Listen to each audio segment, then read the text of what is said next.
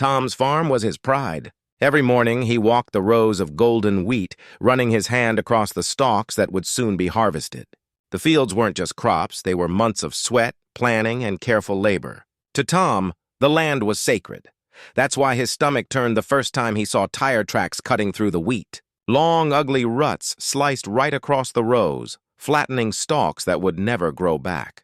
At first, Tom thought maybe it was a lost driver who had wandered in by mistake. But when he returned the next day and saw fresh tracks, deeper and more destructive, he knew this wasn't random. His suspicion was confirmed on the third day. From his porch, Tom spotted the culprit, Karen. Known around town as the HOA's loudest voice, she had a reputation for entitlement. And now, she was barreling her SUV straight across his wheat field, dust trailing behind her like she owned the place. When Tom flagged her down, Karen rolled her window halfway, sunglasses perched on her nose. "Oh, don't get so upset," she said with a laugh. "The community road is way too long. Cutting across here saves me at least 10 minutes. Tom's jaw tightened. "This is private property. You're destroying my crops," Karen smirked. "You farmers worry too much. Besides, I'm part of the HOA board, and I'll just call it easement rights. Roads are for everyone, Tom. Don't be so dramatic." Her arrogance left Tom speechless. She revved her engine and sped off, leaving more stalks crushed in her wake. As Tom stared at the ruined rows, one thought echoed in his mind. This wasn't a misunderstanding. This was deliberate. And Karen had just declared war on his land. The following week, Tom's worst fears were confirmed. Each morning, fresh tracks cut through his wheat deeper and wider than before. Karen didn't just pass through once, she made it her daily routine. Every shortcut destroyed more of the crop, and Tom could see the tally adding up in his head. Hours of labor lost, money slipping away, and entire sections of wheat flattened beyond saving. When Tom confronted her again, Karen didn't even try to hide her smugness. She stepped out of her SUV, brushing dust off her jacket, and said, "Look, Tom, I've spoken to a few neighbors, and they agree this route is much easier. Honestly, you should be thanking me for finding a better use for this land." Tom's fists clenched at his sides. "This land isn't yours to use. There's no easement, no right-of-way. It's my field, my crops, my livelihood." Karen waved a hand dismissively. "Don't be so uptight. I know the HOA rules, and trust me, you're in no position to stop me. If you make this difficult, I'll bring it up at the next board meeting. You wouldn't want the association labeling you as hostile to the community, would you?" The words stung, but more than that, they infuriated Tom. She was weaponizing her HOA position to justify trespassing on his private property. Worse still, the damage wasn't just an inconvenience, it was financial loss, plain and simple. Each day, Tom documented the destruction with photos and videos, but Karen seemed unfazed. If anything, she enjoyed the defiance, almost daring him to escalate. Neighbors noticed too, whispering about the tracks across his land, but none of them stepped in. Karen's reputation for steamrolling anyone who opposed her kept them quiet. Tom knew one thing: warnings weren't working. Karen thought she was untouchable. That belief would be her downfall. By the third week, Tom had reached his breaking point.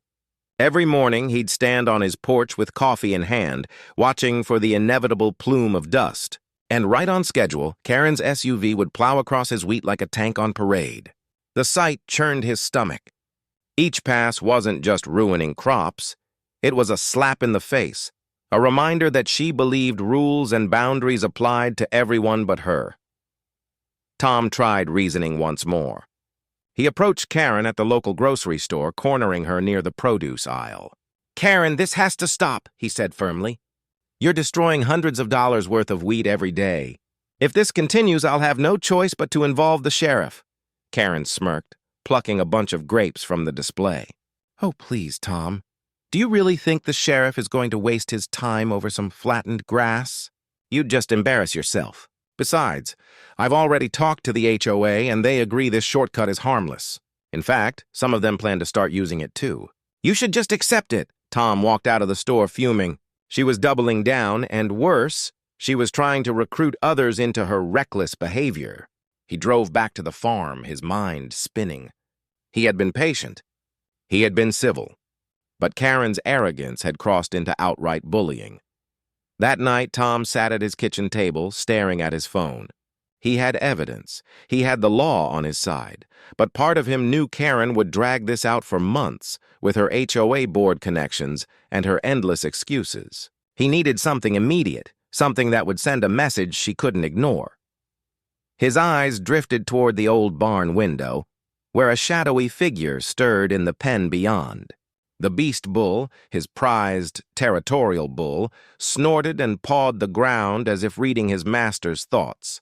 For the first time in weeks, Tom felt a smile tug at the corners of his lips. If Karen wanted to cut through his property, maybe it was time she learned just how dangerous shortcuts could be. The next morning, Tom decided to hold his ground. Instead of watching from the porch, he parked his truck at the edge of the field, blocking Karen's usual entry point. He leaned against the hood, arms crossed, waiting. Sure enough, within minutes, her SUV appeared, roaring down the lane. Karen slammed on the brakes, stopping just short of Tom's truck. She rolled down her window, her face twisted in annoyance. "What on earth do you think you're doing, Tom?" "You can't just block a road like this." Tom straightened. "This isn't a road, Karen, it's my field." "And you're not driving through it again." Her lips curled into a sneer. "I told you already the HOA has more authority here than you think. If you keep acting like this, I'll file a complaint for harassment. I'll make sure the board fines you until you beg me to stop." The arrogance in her tone was like gasoline on fire. Neighbors had begun to gather at the edges of the property, curious about the standoff. Some whispered that Karen was going too far, but none dared to step in. Karen, emboldened by the silent crowd, pressed harder. She revved her engine and shouted, "Move your truck, or I'll call the police and tell them you're threatening me. Let's see who they believe, the HOA board member or the cranky farmer." Tom's jaw clenched. Her threats weren't just empty words anymore. She was willing to twist the truth to get her way. He realized then that Karen didn't just want convenience, she wanted control. And if she had her way, his farm would be nothing more than a public road for her and the rest of the board. That night, as Tom checked the fences around the bullpen, he knew the time for patience had ended. If Karen wanted to treat his land like her playground, then she was about to meet the beast who ruled it. The following day, Tom put his plan into motion. At dawn, he opened the reinforced gate to the bullpen and let his prized animal roam the outer field. The beast bull was massive, a mountain of muscle with horns sharp enough to gouge tree bark. Territorial and unpredictable, he was not the kind of animal anyone wanted to cross paths with. Tom positioned himself at a safe distance, leaning against his tractor as he waited. The sun climbed higher, and right on cue, Karen's SUV appeared at the edge of the property. Dust rose behind her as she barreled toward her usual shortcut, completely unaware of the surprise waiting for her. With a screech of tires, Karen's vehicle plowed straight into the wheat. But instead of finding an easy path, she found herself face to face with the bull. The massive creature stood squarely in her way, snorting, pawing at the dirt, eyes locked on the shiny SUV like it was an intruder in his territory. Karen slammed on the brakes, panic flashing across her face. She rolled down her window just enough to shout, "Tom! Get this animal out of the way! It's dangerous!" Tom, keeping his voice calm but firm, called back, "That's the point, Karen. My bull is guarding his field, just like I am." "You've been warned!" The bull let out a deep, thunderous bellow and charged a few steps forward, horns glinting in the sun.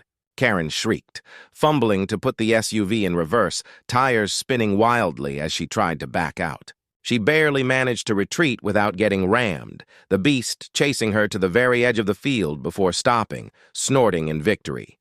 The gathered neighbors erupted in cheers and laughter. For the first time, Karen wasn't in control. Tom was. Word of Karen's humiliating encounter spread like wildfire through the neighborhood. By that evening, nearly everyone in town had heard about how she fled from Tom's bull, screaming as the beast nearly chased her out of her own SUV. Some retold the story with chuckles, others with outright belly laughs, and for once, Karen's iron grip on the community started to crack. At the local diner the next day, Tom overheard a group of neighbors whispering. "She thought she could just bulldoze his wheat forever," one said, shaking his head. Serves her right. Tom's been more patient than most of us would have been. Another added, if she'd done that to my land, I'd have called the sheriff weeks ago. Tom handled it better than anyone else could. Karen, however, tried to spin the story. At the next HOA meeting, she stood at the podium, insisting that Tom had endangered her life. She waved her arms dramatically, painting herself as the victim of a reckless farmer with a dangerous animal. But the reaction wasn't what she expected. Several board members crossed their arms, unconvinced. One of them spoke up. Karen, we've all seen the tracks. Everyone knows you were cutting through his wheat. That's private property, not a public road. You brought this on yourself. Another neighbor chimed in.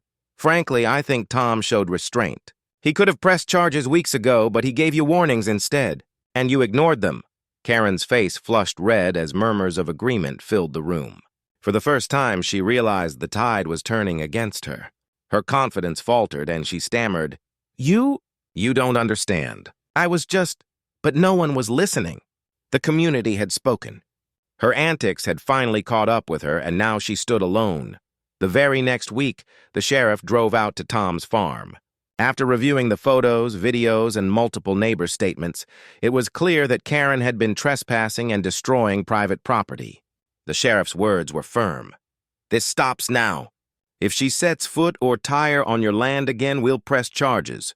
Karen was furious, but she had no choice. The HOA, tired of her antics, voted to strip her of her board position. Without her authority to hide behind, she could no longer bully neighbors into silence. For the first time in years, the community felt free to speak up against her behavior. Tom didn't celebrate loudly. That wasn't his style. Instead, he walked the fields, running his hand across the unbroken stalks of wheat that had survived her reckless shortcuts. The land was healing, and so was the community. He had protected both with patience, determination, and just the right amount of old-fashioned farm justice. Neighbors stopped by his porch in the days that followed, some bringing pies, others just offering a handshake. You showed her she couldn't steamroll everyone forever, one man said with a grin. You reminded us that standing your ground matters. Tom nodded quietly, his gaze drifting toward the bull grazing peacefully in the distance. Sometimes, he said, people only respect boundaries when they're enforced. Karen thought rules were beneath her. Now she knows otherwise. The story became a lasting lesson for the neighborhood. Arrogance crumbles when faced with accountability, and respect for others' hard work is non-negotiable. So here's the takeaway. When someone tramples over your boundaries, will you let them keep walking? Or will you stand firm and remind them whose ground they're standing on?